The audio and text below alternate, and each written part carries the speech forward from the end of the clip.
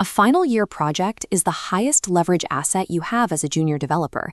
It is the one thing that proves you can build outside a controlled textbook environment. But most students end up with a project fracturing and collapsing right before their deadline because they choose topics using the exact wrong criteria. If we look at this scorecard of how most people evaluate their options, the first boxes they check are, does this sound impressive to my friends? And can I pack it with trendy buzzwords? By optimizing for hype, they completely ignore the only two metrics hiring managers actually care about: whether you finish the project on time and whether the technology matches the daily realities of the job you're applying for. To navigate this choice logically, we can look at the Kirkthin Solutions project catalog. It is a massive database of over 50 distinct engineering challenges designed specifically for final year students. The catalog spans the entire spectrum of computer science. You have purely software-based offline language models, and on the opposite end, you have physical edge deployments like drone smoke detection systems. This massive variance creates a serious dilemma. You have to balance the severe execution risk of trying to build deep tech models against the fear that an applied standard systems project might look too simple on a resume.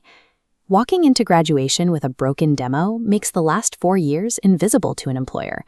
No amount of classroom theory can replace a project that actually runs. Securing a job offer means ignoring the hype. You have to map the specific technical friction of the project to the exact target role you want to land. To organize a catalog this large, we can map it onto this quadrant chart, the portfolio matrix. The horizontal axis measures where the project lives technically, moving from standard systems and product integration on the left to deep algorithmic and mathematical depth on the right. On the vertical axis, we plot the environment. At the bottom are projects relying on physical hardware and edge devices, moving up to projects existing purely in the cloud or as local software. If we focus on the top right, we find the territory for deep learning and heavy machine learning. This is where Kirkthin challenges like low-light CCTV GANs for brightening surveillance footage, or XAI X-ray anomalies for flagging tumor pixels are plotted. Succeeding in this quadrant requires intense inputs. You have to clean massive, messy datasets and secure access to heavy GPU compute power for days at a time. If everything compiles perfectly, the outcome is highly valuable. You get a research-grade project that proves deep mathematical competence to specialized hiring managers. But the trade-off is a massive execution risk. A single training bottleneck or memory error can stall your progress for weeks. Even when the model works locally, it is notoriously difficult to package a heavy deep learning pipeline into a clean, interactive web demo for a non-technical recruiter. Deep learning projects are essentially academic gambles. They push theoretical boundaries, but they rarely yield a foolproof, clickable portfolio piece. Moving across the matrix to the top left quadrant, we find applied artificial intelligence. This section houses concepts like the GenDFD architect, or the NLP to SQL engine, which translates plain English into database queries. The inputs here are completely different. Instead of training models from scratch, you rely on API integrations, heavy prompt engineering, and front-end user experience design. The result is a highly interactive, SaaS-like product. Any recruiter can immediately test it and understand exactly what it does. But by relying on external APIs, you make a clear trade-off. You prove you can build a highly polished product, but you fail to demonstrate underlying mathematical model knowledge to an ML specialist. Below that, in the bottom left quadrant, we drop the AI entirely for normal systems and architecture. Projects like the offline POS fallback or the Git branch visualizer live here. These projects require rigorous attention to state management, robust back-end logic, and traditional database architecture. They solve boring, highly real business problems, and because of that, they perfectly prepare you for 90% of traditional enterprise software roles.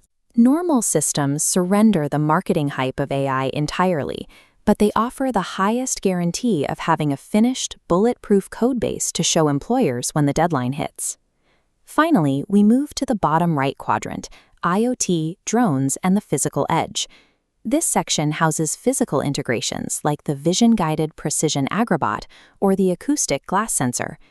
Building these requires procuring physical components, filtering out unpredictable sensor noise, and writing low-level C++ to bridge the gap between software and hardware. The outcome here is highly compelling. You get a tangible, physical demo that interacts directly with the real world. But you introduce massive, non-software points of failure.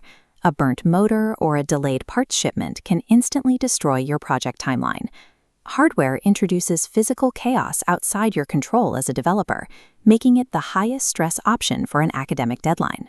Your final project is a highly targeted resume designed for a very specific hiring manager. To make the right choice, we can use this decision tree to map your post-graduation goal directly to the proper quadrant. For the pragmatic job seeker aiming for a standard enterprise role, the focus should be squarely on applied AI or normal systems. Choosing an architecture like the NLP to SQL engine proves to an employer that you can handle messy data states and unpredictable user input safely. If you are targeting a dedicated machine learning role or graduate school, you must focus entirely on the deep learning quadrant. You have to accept the compute risk and take on heavy workloads like federated med scans. This is the only way to prove you understand core model architecture and decentralized training environments. If you're a solo builder or indie hacker looking to launch your own product right out of school, your priority is high visibility. You want problem-solving applications with a strong consumer focus, like the Smart Wardrobe Stylist. These projects have the direct utility to scale from a school requirement into a viable business. In every one of these paths, ignore how cool a project title sounds to your classmates. A completed, perfectly targeted demonstration of your skill beats a high-complexity project that never reaches the finish line. Match the technical friction to the job you actually want to do.